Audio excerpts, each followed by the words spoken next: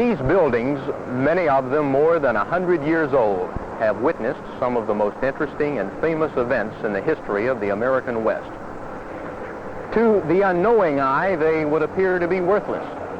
But to know what happened here is to know their true value as part of our heritage.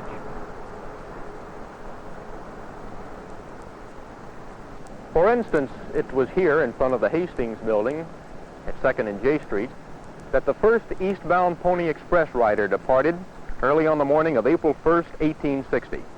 In fact, he left so early that not a single person bothered to get up and see him off. One of the first riders for the Pony Express was Lauren Upson, whose father was editor of the Sacramento Union. The Union's offices stood right about here on J Street, conveniently situated between the Metropolitan Baths and the Magnolia Saloon. It was as a reporter for the Sacramento Union that Samuel Clemens made his first mark on American literature. When he became famous, Clemens forsook Sacramento for greener pastures. And it was here at the intersection of Front and K Streets that a group of local businessmen broke ground in 1863 for the Transcontinental Railroad. Their enterprise profoundly affected the development of the West and greatly influenced American history. As the western terminus for the railroad, Sacramento was one of the most important cities in the United States. Its beginnings were humble enough. Sacramento at first didn't even have a name. It was just a port and a boat landing. But with the discovery of gold in 1848, the little Embarcadero was transformed into a boom town. It became a bustling river port, the destination of adventurers from around the world. The birth of the new city was not a painless one. There were annual floods in the wintertime which took many lives. There were also terrible fires, one in 1850 and another in 1852. The last one destroyed $10 million worth of property. But the 49ers persevered and prospered. Sacramento was the logical place for the westernmost Pony Express station and for a Wells Fargo office. At that time, the stagecoach offered the quickest transportation between the east and the gold fields. A complete journey took 25 days and cost $200. But there was a demand for faster, safer, and more comfortable transportation. The Big Four answered that demand with the construction of a transcontinental railroad between the West Coast and the Mississippi River. To build the railroad, they brought in thousands of Chinese who settled here and became a part of the community. By the time of the railroad's completion in 1869, Sacramento was a big city with a population of over 24,000 souls. It was no longer merely a mining town. It had become a center of transportation and commerce. The streets were now paved, and many of them had been elevated by as much as 10 feet in order to avoid the annual floods. Early visitors had commented on the total absence of women and children, but now it was a safe place for families, and the city boasted its own public school. There were other symbols of progress, such as horse-drawn streetcars and gas lamps. A lawyer for the railroad, E.B. Crocker, was even building his own art gallery, the first of its kind west of the Mississippi.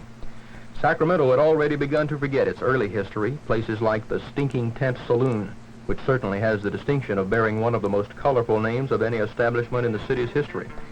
Places like the Eagle Theater, which had brought in distinguished performers such as Edwin Booth and refused to cancel performances even when the river overflowed and flooded the dress circle. There were few who remembered the ships that had served as floating post office and jail to a booming city that had no time to construct the proper buildings.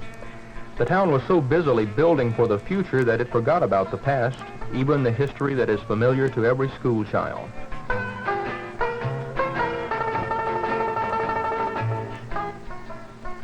Now all that remains of the past are piles of crumbling brick and rotting timbers, but there are plans to bring this area alive again. Otis Turner, KCRA News, in Old Sacramento.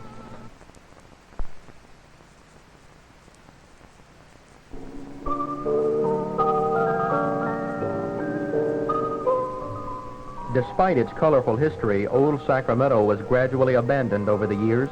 It became the city's eyesore, a tawdry collection of flop houses, cheap diners, and beer joints. It was a haven for hobos and drunks. Everyone was a little surprised then when three brothers bought one of the buildings in the very heart of Old Sacramento and refurbished it in 1960 with the intention of making it into one of California's poshest restaurants. They were even more surprised when the venture succeeded. The Firehouse Restaurant, located in the building that once housed the horses and wagons of the No. 3 Engine Company, is now recognized as one of the finest eating establishments in the West. Carl Cope and his brothers Larry and Newton used the city's age to their advantage by successfully recreating the atmosphere of the middle 1800s. Sacramento, and to maintain it as an important historical area. But most people had been a little afraid of such a tremendous project. The Cope brothers proved that it could work. Thus encouraged, the Sacramento Redevelopment Agency conducted a study of the area in 1964, and in 1967 was given the legal power to restore the most historic area of Old Sacramento. The 28-acre site is bounded on the west by the river, on the east by the freeway, on the north by the I Street Bridge, and on the south by the Tower Bridge. When completed, it will include more than 100 faithfully restored buildings. The idea is to make Old Sacramento look as it did during the middle 1800s. The northern third of the area will be a state park, but the rest of it will be owned completely by private investors. Hopefully, it will function as a general business area and not just another tourist attraction. To transform the ink drawings to wood and stone, it will cost about $28 million. About half of that will come from local, state, and federal governments. That money has been used to prime the pump, so to speak, to buy the land, to set up architectural guidelines, to improve the streets, and so forth. The other half of the restoration cost, about $14 million, will come from private investors, developers who will restore or reconstruct about 80 buildings to the agency's specifications.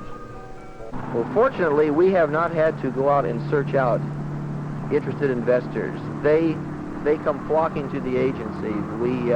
Even though right now we have about 90% of Old Sacramento under contract with interested investors, we are still being besieged by overtures from private investors, and I would say that about 80% of those investors that are asking about investment opportunities down here are local people. So talking people into becoming involved and interested in Old Sacramento has not been a problem. Old Sacramento is finally coming. One business that will soon open is the Wine Cellar, a restaurant that will cater to wine lovers. Owner Tony Martinez and his 3 partners are doing much of the decorating themselves, relying heavily on natural wood and stone. They hope to open by the 1st of May. To date, about $5 million of public funds have been spent in Old Sacramento, most of it for planning and property acquisition. Private investors like Martinez have put in less than $1 million, but Ed Astone says the big push is about to begin.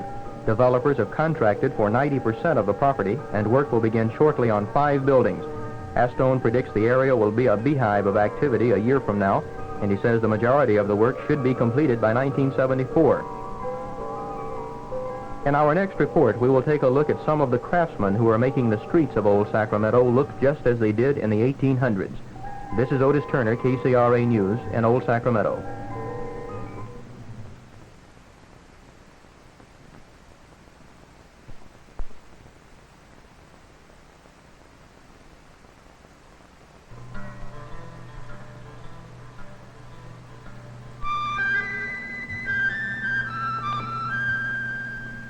This is Larimer Square in Denver, Colorado. It is on the 1400 block of Larimer Street, named after the man who founded Denver in 1858. Some of the buildings are more than 100 years old, but they have been faithfully restored, and today they house some of Denver's most exclusive shops. There are some parallels between the story of Larimer Square and the history of Old Sacramento. The first people who came here to Denver were looking for gold, just like the 49ers. The boomtown survived a series of devastating floods and fires to become the state capital. Over the years, the original business district was gradually abandoned by the city's burghers. Some of Denver's most historic buildings were transformed into saloons and rooming houses.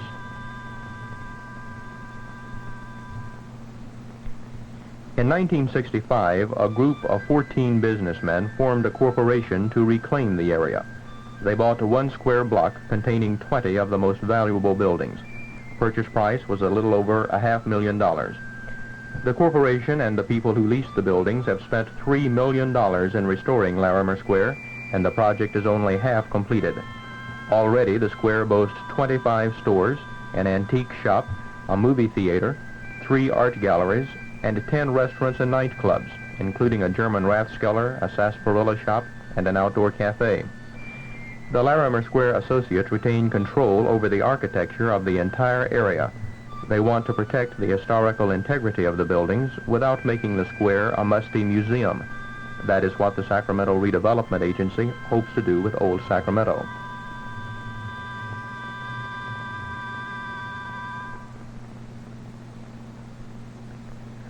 Someday, hopefully within 2 or 3 years, this area too will be restored, serving as both a commercial center and a tourist attraction. The project is already 3 years old and has cost about $5 million. Most of that has been spent on property acquisition and preliminary clearing.